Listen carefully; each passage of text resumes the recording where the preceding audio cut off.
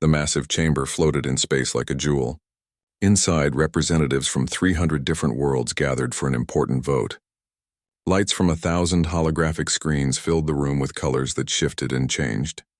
At the center of it all stood one human alone. Ambassador Tai Yang kept his face calm even though his heart was beating fast. He had known this day would come. For months he had watched the other species whisper about humanity. Now they were ready to make it official. The High Arbiter stepped forward. His name was Vexthor, and his body was made of living crystal that glowed with inner light. When he spoke, his voice echoed through every corner of the chamber. "We are here to discuss ancient Terra," Vexthor announced. "The homeworld of humanity. The planet they call Earth." Tai Yang stood straighter. Around him, the other ambassadors watched with curious eyes. Some looked sympathetic. Most did not. 3,000 years ago, humanity came from a single world. Vexthor continued. That world was violent. They fought wars that killed millions. They poisoned their own air and water. They built weapons that could destroy entire cities in seconds. Murmurs of agreement rippled through the chamber. Tai Yang said nothing. He had heard these accusations before. When humanity finally reached the stars, they were reckless, another ambassador added. This one was from the Valorian Empire, a species that looked like tall, thin birds. They sent out colony ships before they were ready. Many of those ships failed. Many humans died. And then, Vexthor said, his crystal body pulsing brighter, ancient Terra went silent. For 3,000 years that world has been dead. We have sent probes. We have studied it from a distance. The planet is covered in radiation. The cities are ruins. Nothing lives there anymore. Tai Yang wanted to speak, but he knew the protocol. He had to wait until they finished their accusations. Humanity destroyed their own cradle, Vexthor declared. They are a cautionary tale. A warning to all young species about what happens when you reach for the stars too soon. Today we vote to remove ancient Terra from the historical registry of civilized worlds. We denounce it as a failed civilization. The word denounce hung in the air like poison. Tai Yang felt anger rise in his chest, but he pushed it down. Getting angry would not help. Ambassador Tai Yang, Vexthor said, you may speak in defense of your ancestral world. Tai Yang walked to the center platform. All eyes turned to him. He could feel the weight of their judgment. Thank you, High Arbiter, he began. His voice was steady and clear. You speak of things you do not understand. Ancient Terra did not destroy itself. We have evidence, someone shouted from the crowd. You have assumptions, Tai Yang replied. Yes, my ancestors left Earth. Yes, they sent out colony ships. But Terra did not fall to war or pollution. Terra chose what? Vexthor interrupted. To vanish? To abandon its children across the stars? Ambassador, we respect the human colonies that exist today, but you cling to myths about your homeworld. It is time to accept the truth. Earth was a failure. Tai Yang opened his mouth to argue, but Vexthor raised a crystal in hand. The vote will now commence, the High Arbiter announced. All in favor of denouncing ancient Terra as a civilized world? Lights appeared above each ambassador's seat. Green for yes, red for no. Tai Yang watched as green lights flooded the chamber. 300 worlds and only 12 voted red. Only 12 still believed in humanity's homeworld. The motion passes, Vexthor declared. Ancient Terra is hereby stricken from the registry. This session is concluded. Tai Yang stood frozen as the other ambassadors began to leave. Some looked at him with pity. Others avoided his eyes entirely. He felt a hand on his shoulder and turned to see Jiwoo, his young aide. Sir? Jiwoo whispered urgently. We need to leave, now. They denounced us, Tai Yang said quietly. They called our ancestors failures, I know, sir. But something is happening. We are getting emergency signals. That got Tai Yang's attention. What kind of signals? From the Deep Space Monitoring Station near Seoul, the one watching the Earth system. Jiwoo's eyes were wide with excitement or fear. Tai Yang could not tell which. Sir, something is waking up. They hurried back to the human delegation's ship. It was small compared to the massive vessels of other species, but it was fast. Inside, the communication room was filled with frantic activity. 3 officers were studying screens that showed data streaming in from light years away. Report, Tai Yang ordered. The senior officer, a woman named Hye-jin, turned to face him. Her hands were shaking slightly. Ambassador, the Sol system is experiencing massive energy spikes. Multiple sources. The signal started exactly 17 minutes ago. What kind of energy spikes? Unknown, sir. But the scale is enormous. Whatever is generating them, it's bigger than anything we've ever seen. Heejin pulled up a star chart.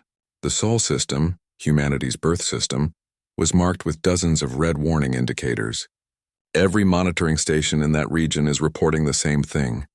Something is powering up. Taeyang felt a chill run down his spine. For 3,000 years, Earth had been silent. For 3,000 years, the human colonies had wondered what happened to their homeworld. They had sent expeditions, but all of them reported the same thing. A dead world hidden behind some kind of interference that made close observation impossible. How long until we get clearer data? He asked. The signals are still traveling to us at light speed. We are getting information that is actually several hours old.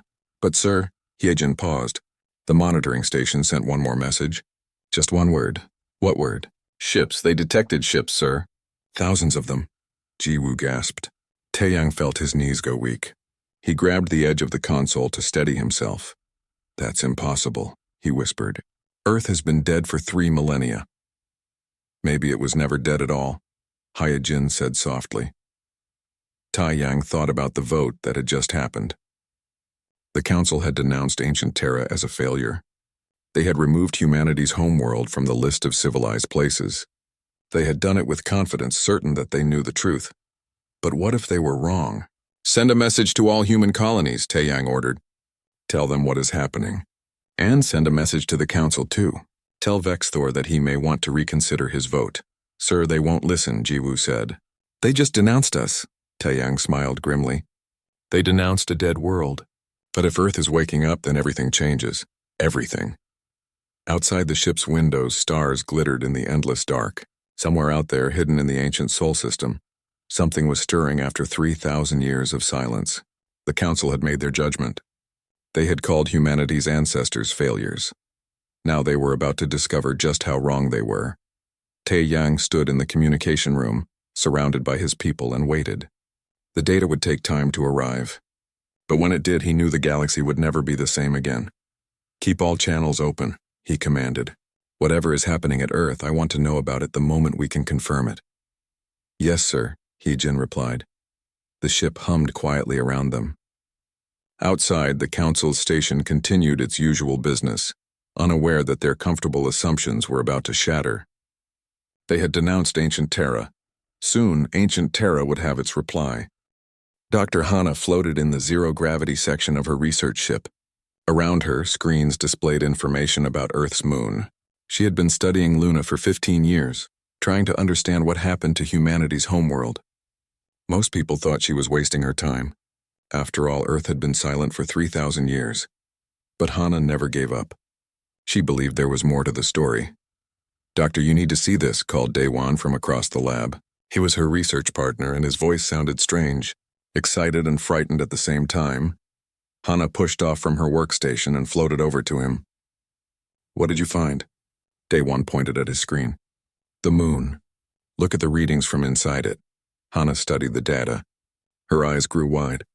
That's impossible. Those are power signatures. Massive ones. Coming from deep inside Luna, I know. And they just started. 5 minutes ago, everything was normal. Then suddenly this. Daewon's hands moved quickly across his controls, bringing up more information. Doctor, I think there are structures inside the moon. Big ones. And they are waking up. Before Hana could respond, alarms started blaring throughout the ship. Red lights flashed on every panel. The ship's computer spoke in a calm voice that somehow made everything more terrifying. Warning. Large-scale energy event detected. Warning. Structural changes observed on lunar surface. All personnel prepare for emergency procedures. What's happening? Hana grabbed a handhold as the ship shuddered. Through the main viewport, they could see the moon. It looked the same as always, gray, covered in craters, peaceful. Then, as they watched, something changed. A line appeared across the lunar surface. At first, Hana thought her eyes were playing tricks on her. But the line grew wider, glowing with blue light. Then another line appeared. And another. It's opening, Daewon whispered. The moon is opening. The lines formed a pattern like puzzle pieces. Massive sections of the lunar surface began to move, sliding apart with impossible precision. Beneath the rocky exterior, metal gleamed in the sunlight. Not just any metal, it was smooth and perfect. without a single mark of age despite being hidden for thousands of years. Recording everything, Hana said automatically, her scientist brain taking over, even though her emotions were in chaos. Day 1, scan it. I want every detail, already on it. Doctor, those aren't natural formations. The moon is artificial, or at least the outer layer is. Someone built a shell around something. More sections of Luna's surface split apart. The moon was transforming before their eyes, revealing technology that humanity had never imagined. Massive structures emerged from the interior. Weapons platforms, communication arrays, things Hana could not even begin to identify. Oh no, Day 1 said suddenly. Doctor, it's not just the moon. Look at Mars. Hana pulled up the data feeds from their probe network throughout the Sol system. Mars had 2 small moons, Phobos and Deimos, or at least, everyone had always thought they were moons. They were both opening too. The rocky surfaces cracked and fell away like eggshells, underneath the same gleaming metal. The same advanced technology. The moons were actually ships, enormous warships that had been disguised for thousands of years. This can't be real, Hana said, but she knew it was. The data did not lie. Doctor, the asteroid belt, Day 1's voice was barely a whisper now. Look at the asteroid belt. Hana's fingers trembled as she brought up those scans. The asteroid belt between Mars and Jupiter had always been there. Millions of rocks orbiting the sun left over from when the solar system formed. Except apparently they had not all been rocks. Thousands of objects in the belt were moving with purpose. They shed their rocky exteriors, revealing warship hulls beneath. Each ship was huge, some of them several kilometers long. They had weapons that looked like nothing humanity had built in the last 3,000 years. They had engines that glowed with strange energy. They had been waiting, hidden, disguised as simple space rocks. How many? Hana asked. Day 1 checked his numbers twice. At least 5,000 ships. Maybe more. Some are still revealing themselves. Doctor, someone built an entire fleet and hid it in plain sight. But who? And when? The answer came from Earth itself. Hana had been avoiding looking at Earth. Everyone knew the planet was dead, covered in radiation, its cities destroyed, its people long gone. Every probe that got close to Earth reported the same thing, a lifeless world hidden behind some kind of interference field. But now, something was different. The field is dropping, Day 1 said. Doctor, the interference field around Earth is shutting down. On the main screen, Earth appeared. But this was not the dead world that probes had reported. The planet was alive. Oceans sparkled blue. Continents showed green with forests and grasslands. Cities gleamed with lights. Weather systems swirled through the atmosphere. Earth had never died. It had been hidden. Impossible, Hana breathed. All the reports, all the data, everything said Earth was destroyed. It was a trick, Day 1 said with growing understanding. Someone made us think Earth was dead. They projected a false image, interfered with our sensors, made us see what they wanted us to see. Around Earth, massive structures appeared in orbit.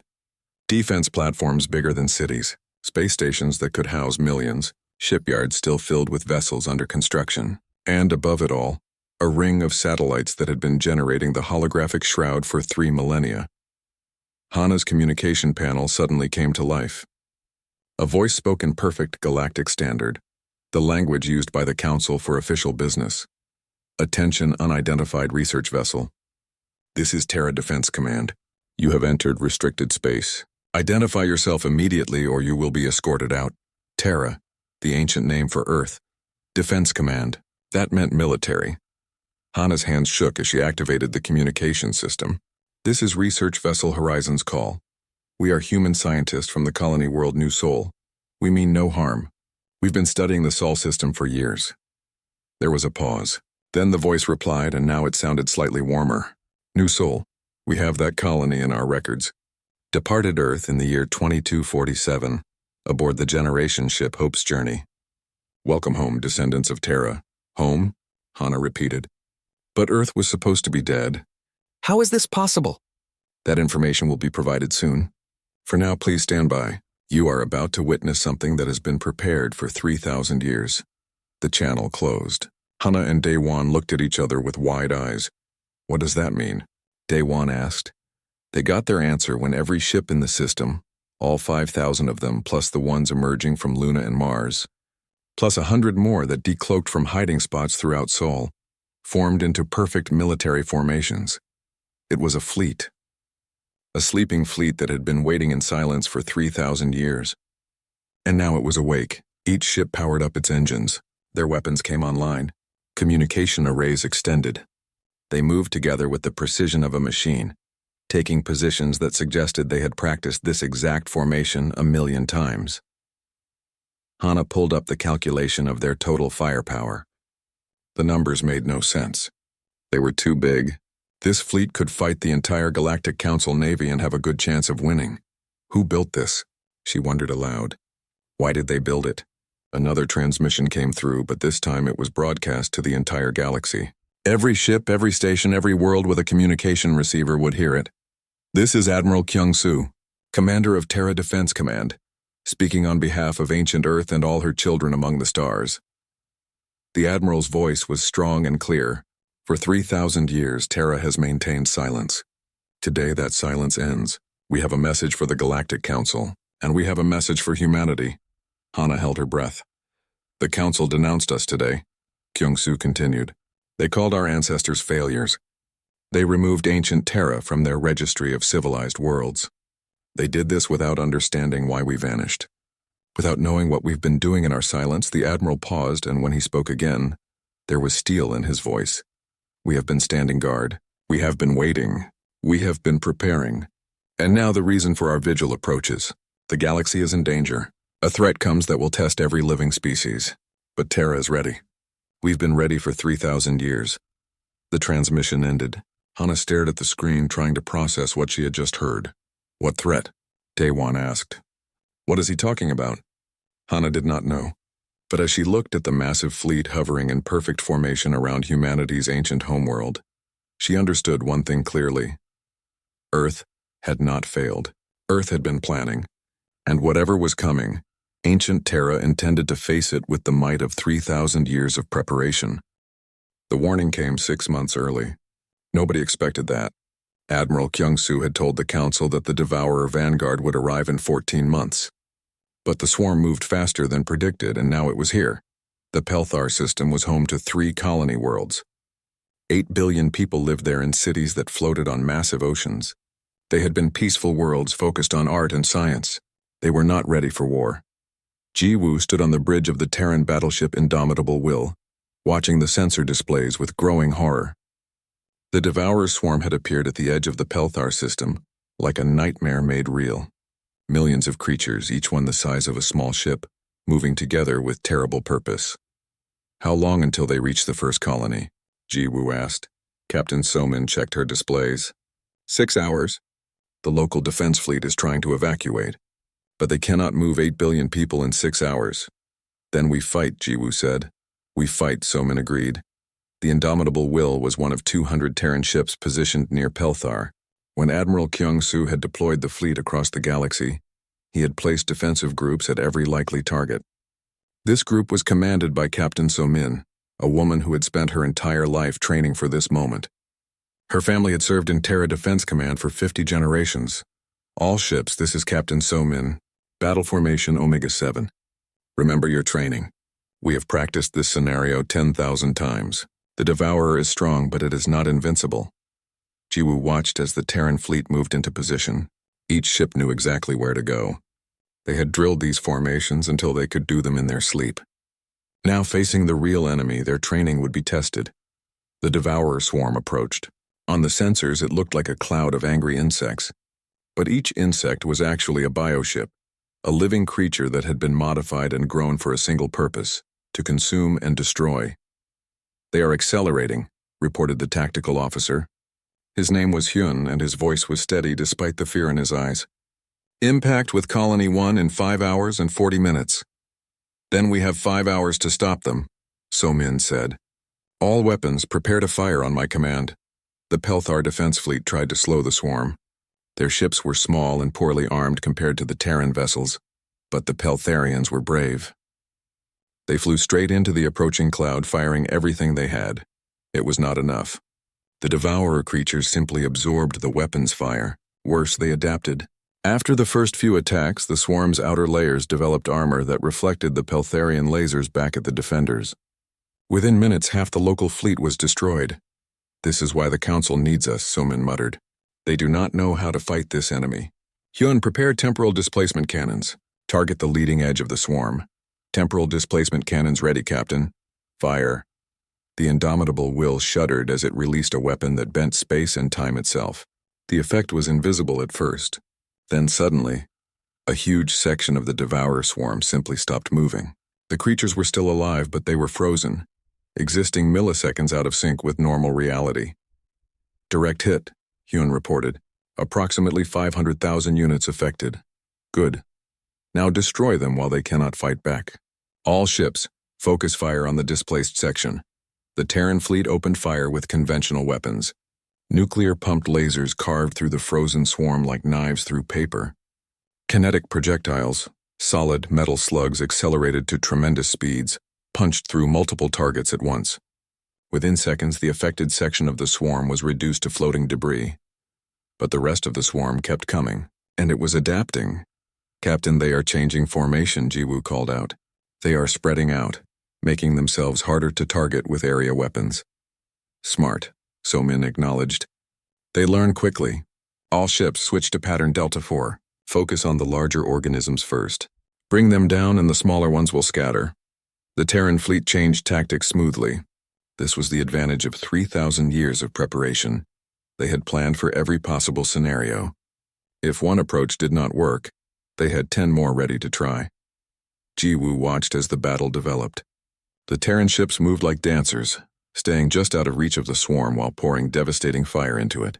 But there were so many creatures. For every 1,000 they destroyed, 1,000 more took their place. "We need to change the environment," Somin said suddenly. "Hyun, deploy the directed evolution packages. Let's see how the swarm likes fighting itself." "Yes, Captain. Deploying now." Small missiles launched from the indomitable will. They did not explode. Instead, they released clouds of microscopic machines, nanobots designed to rewrite DNA. The clouds drifted into the swarm, and the nanobots went to work. At first, nothing seemed to happen. Then the swarm began to act strangely. Some creatures turned on their neighbors, attacking them instead of the Terran ships. Others started moving in random directions, as if they had forgotten where they were going. The Devourer's greatest strength was its unity. All the creatures worked together like cells in a single body. But the directed evolution weapon broke that unity. "It is working," Jiwoo said with relief. "For now," Somin cautioned. "They will adapt to this too. We need to finish them before they figure out how to defend against our nanobots. All ships maximum firepower. We end this now." The 200 Terran ships formed a wall of steel and fire between the swarm and the Pelthar colonies. They fought with weapons the galaxy had never seen. They used tactics developed over 3,000 years, and slowly, impossibly, they began to win. The swarm tried to flank them. The Terran ships anticipated the move and were already in position to block it. The swarm tried to overwhelm them with numbers. The Terran ships used their temporal weapons to freeze entire sections at once. The swarm tried to adapt its biology to resist the human weapons. But the humans changed their weapons faster than the swarm could adapt.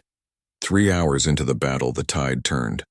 The swarm was still enormous, but it was no longer advancing. It was trying to retreat.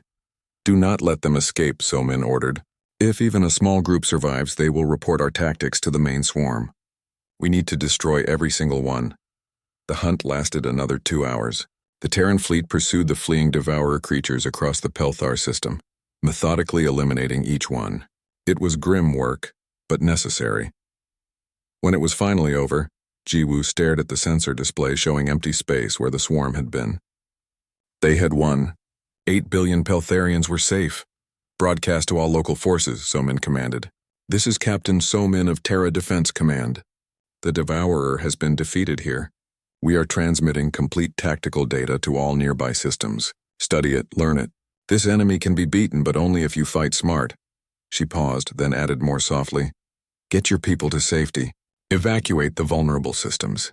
The main swarm is still coming, and it will be much larger than what we face today. But you are not alone. Humanity will hold the line." Across the galaxy, other Terran fleets were fighting similar battles. At the Valorian homeworld, 200 ships held off a swarm that tried to consume their capital planet.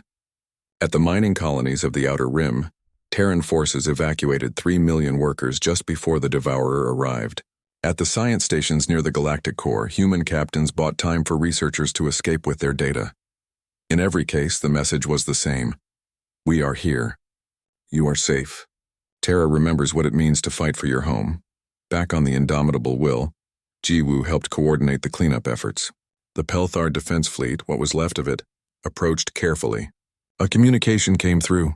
Terran ships, this is Admiral Peltharian. We do not have words. You saved our worlds, our people, everything we are. So Min responded personally. You would have done the same for us. That is what civilized species do. They help each other. Now help us by preparing your defenses. Train your people. Build more ships. The next time the Devourer comes, we need you to be ready to fight alongside us. We will be ready, Peltharian promised. I swear it on the lives you saved today. After the communication ended, Jiwoo turned to Captain So-min. Do you think they will be ready? The council races have never fought a war like this. So-min looked out at the stars. They will learn. They have to, because Terra cannot be everywhere at once. Today we saved Pelthar, but there are 10,000 systems in this galaxy. We need the council to stand up and defend itself. Do you think they can? I think they are about to find out what they are capable of, So-min replied. Fear is a powerful teacher, and now every species in the galaxy knows that the Devourer is real. They know it can be fought, and they know that humanity has been preparing for this fight since before most of their civilizations even existed. She smiled slightly. The council denounced us, called us failures. Now they are learning that ancient Terra never failed. We were just getting ready for the galaxy's worst day, and when that day came, we were exactly where we needed to be. Jiwoo nodded, understanding. Terra had hidden for 3,000 years. Terra had built in secret and prepared in silence. But now, when it mattered most, Terra was exactly what the galaxy needed: a shield, a sword, a hope that even the darkest swarm could not extinguish. The Galactic Council chamber had never been so chaotic. Representatives shouted over each other. Screens showed images from the Sol system, the awakened fleet, the living Earth, the impossible truth that ancient Terra had survived. High Arbiter Vexthor tried to call for order, but nobody listened. Ambassador Tae Yang stood at the podium again. But this time he was not alone. Beside him stood a man in a military uniform that looked ancient and modern at the same time. His name was Admiral Kyung-soo, and he had traveled from Earth specifically for this meeting. His face showed no emotion as he watched the council panic. Order! Vexthor's crystalline body flashed bright red. We will have order. Slowly the noise died down. Every eye turned to the two humans at the center of the chamber. Admiral Kyung-soo, Vexthor began, his voice shaking slightly. We demand an explanation. The council was told that Earth was destroyed. We have archaeological evidence. Probe data. How can this be? You have what we wanted you to have, Kyung-soo replied calmly. False data. Holographic projections. Carefully maintained lies. For 3,000 years, Terra has hidden in plain sight. And you never suspected because you assumed you knew everything. Why? The question came from the Valorian ambassador. Why hide? Why let the galaxy think humanity's homeworld was dead? Kyung-soo stepped forward. Behind him, holographic displays activated, showing images from Earth's past. The displays showed a beautiful blue planet filled with life, then suddenly switched to show people working frantically, building enormous structures in space. 3,000 years ago, Kyung-soo began. Humanity detected something at the edge of our galaxy. We had just developed long-range sensor technology. Our scientists were exploring deep space when they found it. The hologram changed, showing a view of the galaxy from above. At one edge, a dark cloud was visible. But as everyone watched, the cloud moved. It was not a natural formation. It was alive. We called it the Devourer, Kyung-soo continued. A swarm of creatures that travels from galaxy to galaxy, consuming everything in their path. They eat planets. They destroy stars. They leave nothing behind but empty space. Murmurs of disbelief filled the chamber. The Valorian ambassador stood up. This is a myth. A story to frighten children. The Devourer does not exist. It does, Kyung-soo said flatly. And it is coming here. Our calculations showed that it would reach the outer edges of this galaxy in approximately 3,000 years. We knew we had to prepare. The hologram showed Earth again. This time it displayed massive construction projects. Entire asteroids were being broken down and reformed into ships. The moon was being hollowed out and filled with weapons. Mars's moons were being converted into mobile battle stations. Terra made a choice, Kyung-Soo explained. We could warn the galaxy and watch as young species panicked and destroyed themselves. Or we could prepare in secret, building the largest defense fleet ever created while making it appear that Earth had fallen. That's insane, someone shouted. You abandoned your colonies. You let them think you were dead. Taeyang spoke for the first time. The colonies were never abandoned. Each colony ship carried sealed orders. If humanity faced extinction from external threats, those orders were to be opened. They contained coordinates and recognition codes. Every human colony has known the truth for the last 6 months. We sent out the colony ships intentionally, Kyung-Soo added, not because Earth was dying, but because we needed humanity to spread across the stars. If the Devourer broke through our defenses, at least some humans would survive. But we also knew the colonies would develop into their own civilizations. Strong civilizations that could help defend the galaxy when the time came. The hologram changed again, showing construction inside Earth's underground cities. Millions of people worked together, building weapons, training soldiers, developing technology, but they were not suffering. The cities looked advanced and comfortable. Earth had not sacrificed its people. It had transformed its entire civilization into one with a single purpose. We hid ourselves and built, Kyung-Soo said. For 3,000 years, every human on Earth has known their role. We are the shield.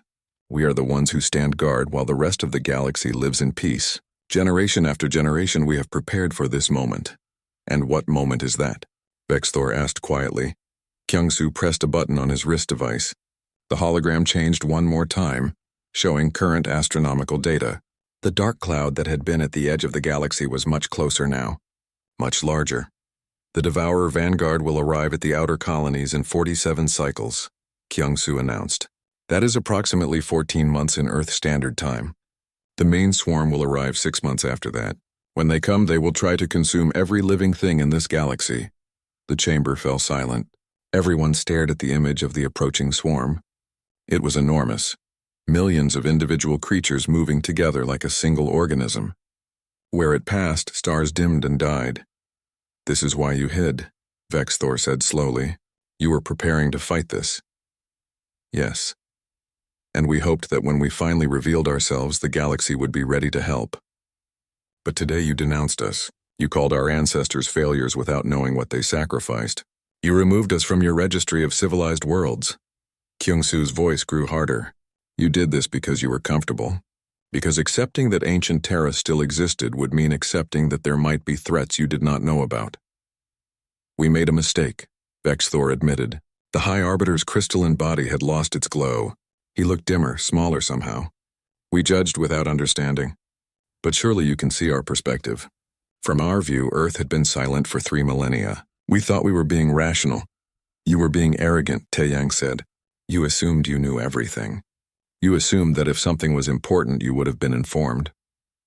But the galaxy is bigger than the Council, and there are older species with longer memories than yours. Kyung-Soo pulled up another holographic display. This one showed the Terran fleet in detail. 17,000 warships, each one larger and more advanced than anything the Council had ever built. This is what Terra has created, the Admiral said. A fleet designed specifically to fight the Devourer. We have studied the swarm for 3,000 years. We know how it moves, how it thinks, how it reproduces. We have built weapons that can kill it. Temporal displacement cannons that shift targets out of sync with reality, Kyung-Soo continued, highlighting different ship types. Nuclear-pumped lasers with sufficient power to sterilize entire swarm clusters. Kinetic kill vehicles that accelerate to near light speed. Directed evolution weapons that turn the swarm's own biology against itself. Every ship in this fleet carries weapons you have never imagined because you never had to face an enemy like this. The Crystalline Confederacy's delegates stood slowly. If what you say is true, we need to prepare. The entire galaxy needs to know. The entire galaxy will know soon enough, Kyung-Soo replied. We are broadcasting this meeting to every major world. By tomorrow, everyone will understand what is coming. And will you help us? Vexthor asked. Will Terra defend the galaxy despite how we treated you? Kyung-Soo looked at the High Arbiter for a long moment. Then he nodded. Yes, that was always the plan. We did not prepare for 3,000 years just to watch the galaxy burn. But understand this, Terra will not do this alone. Every species must contribute. Every world must prepare. The Devourer cannot be defeated by one fleet no matter how advanced. What do you need from us? Vexthor asked. First, reverse your denouncement. Officially recognize ancient Terra as not only a civilized world, but as the Galactic Defense Coordinator. Give us the authority to organize the defense efforts across all Council territories. Agreed, Vexthor said immediately. Several ambassadors looked surprised, but none objected. Second, begin immediate military production. We are transmitting ship designs and weapon specifications to all Council members. Your shipyards need to start building yesterday. We need thousands of new vessels in the next year. We will do it, the Valorian ambassador promised. Others nodded in agreement. Third, mobilize your defense forces for training. Terra has spent 3,000 years learning how to fight the Devourer. Your soldiers and officers need to learn that knowledge as quickly as possible. You will teach us? Vexthor asked. We will teach you everything we know, Kyung-Soo confirmed. Because when the Devourer arrives, we fight together or we die together. There is no other option. The Admiral paused, letting his words sink in. Then he smiled slightly, the first smile anyone had seen from him. Terra heard you denounce us today, Kyung-Soo said. We heard every word, and we forgive you. Not because you deserve it, but because there is no time for holding grudges. The enemy is coming, and when it arrives, I want every species in this galaxy standing with us.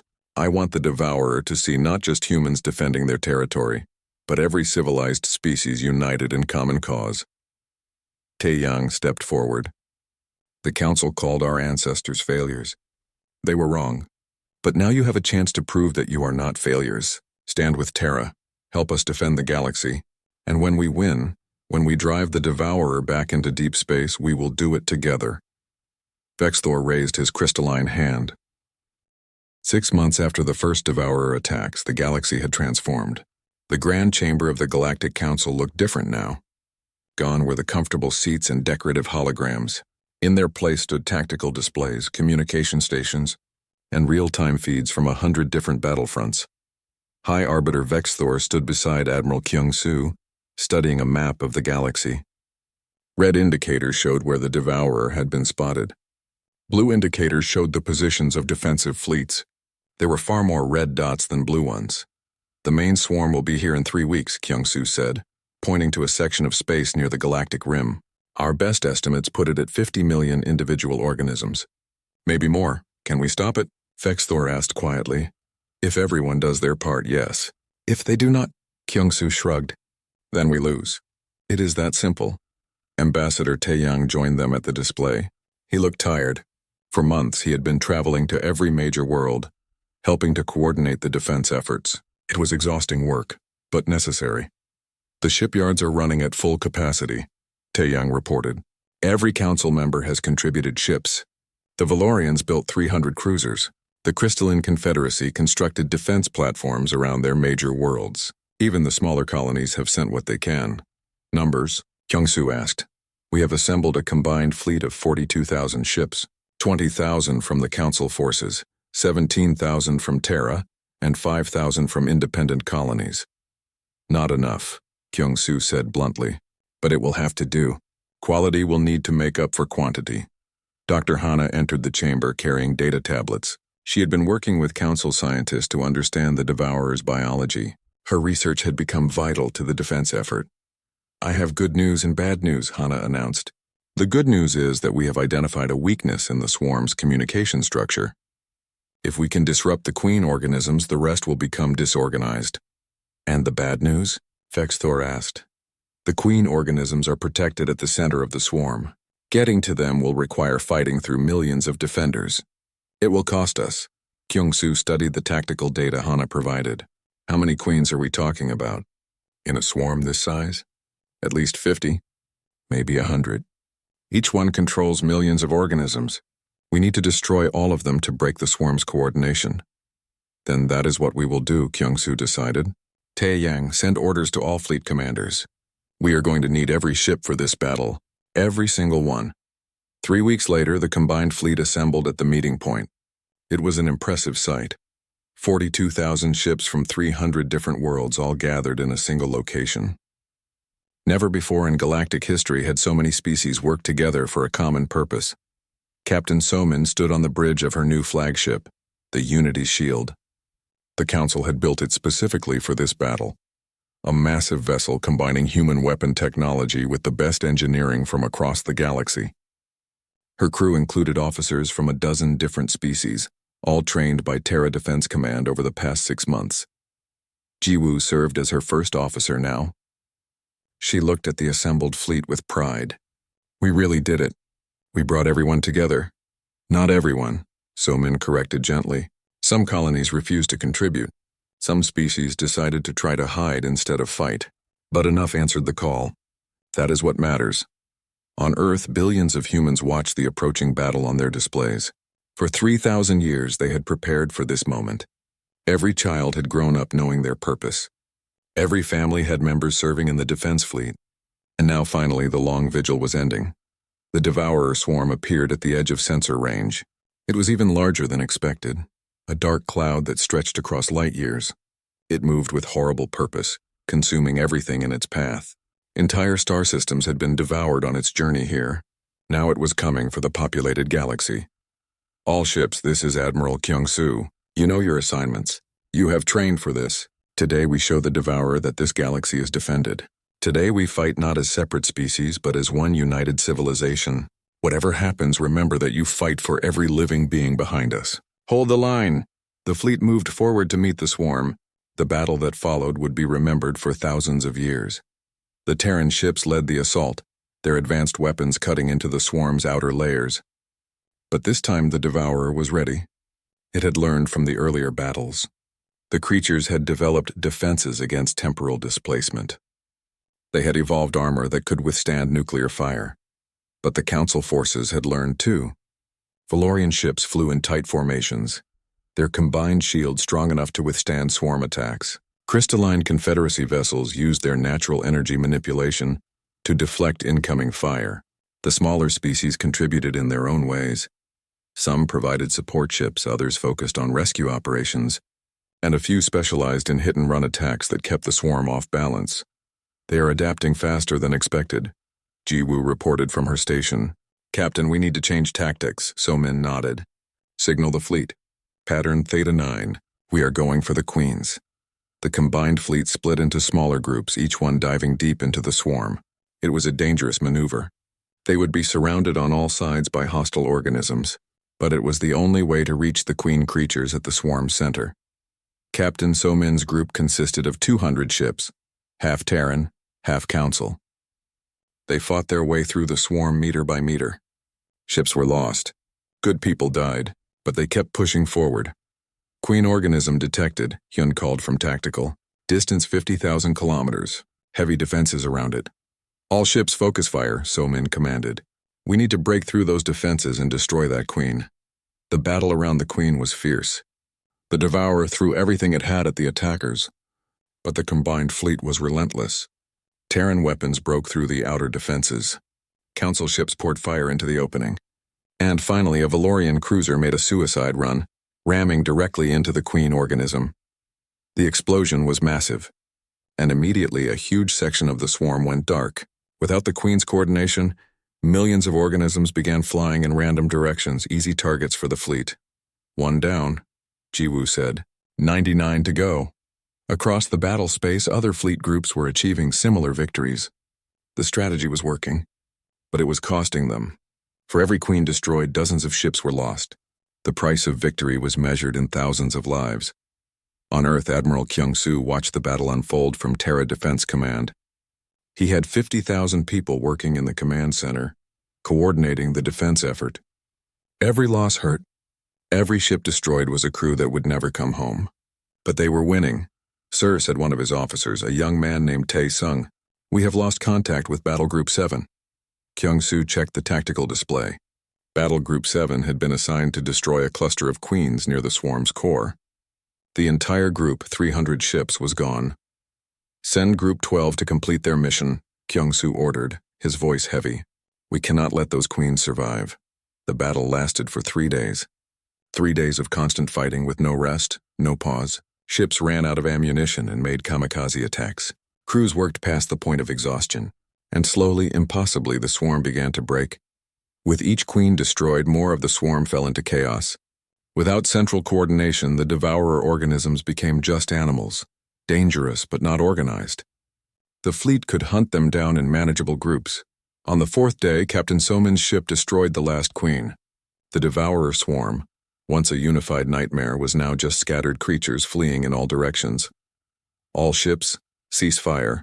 Kyungsu's voice came over the fleet-wide channel. Begin cleanup operations. We have won. The bridge of the Unity's shield erupted in cheers. Jiwoo found herself crying, unable to stop. They had won. Against impossible odds, against an enemy that had destroyed galaxies, they had won. But the victory came at a terrible cost. Of the 42,000 ships that started the battle, less than 30,000 remained. Millions of people had died. Entire colonies had been evacuated and destroyed. The galaxy had paid a heavy price for its survival. In the weeks after the battle, memorials were built on every world. The dead were honored. The survivors tried to process what they had been through. Ambassador Taeyang stood in the rebuilt council chamber, watching as a new monument was unveiled. It was a simple crystal structure, but it contained the names of every person who had died fighting the devourer. There were so many names that it took hours to read them all. They will never be forgotten, High Arbiter Vexthor said, standing beside him. None of them. Not the humans who prepared for 3,000 years. Not the council forces who learned to fight in 6 months. Not the civilians who evacuated their homes so that the fleet could fight without distraction. The council denounced ancient Terra, Taeyang said softly. Do you remember that day? I will remember it for the rest of my life, Vexthor replied. It was the day we were shown how little we understood, how small our thinking had become, and now we are changed.